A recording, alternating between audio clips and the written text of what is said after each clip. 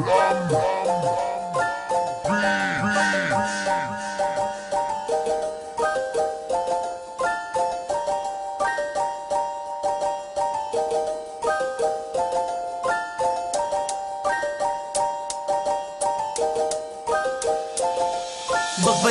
tanaw sa ilang taong lumipas. Ang mga kahirapan ay uting-uting kumupas. Ang guro ko noon sila ay nagikahos, nagsikap sa pag-aaral upang sila ay makatapos.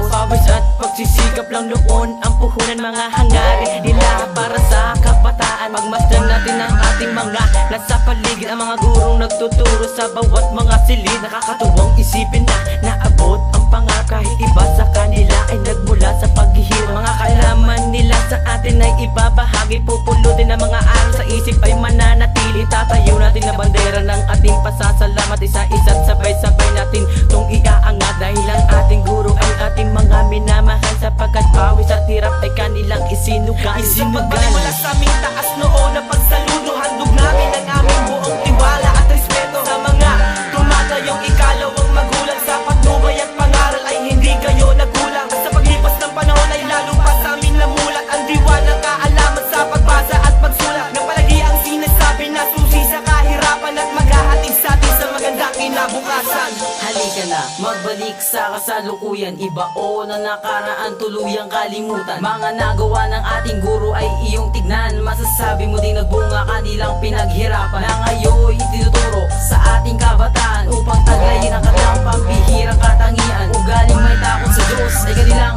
nakuha sa mga guro din nila nung sila'y mga bata. Dati-rati sila'y nakikinig sa tunog ng disco, napapasayaw, napapainak at preskong presko. At mga musika ni Bon Jovi kanilang paborito, na hanggang ngayon kinakanta at gustong gusto. Kaya pasasalamat sa inyo aking ibibigay, gamit-gamit tatlong daliri sa aking kamay. Taas noo sa inyong mga guro, ako'y sasaludo, and I'm proud to say that my teacher is my hero. Isang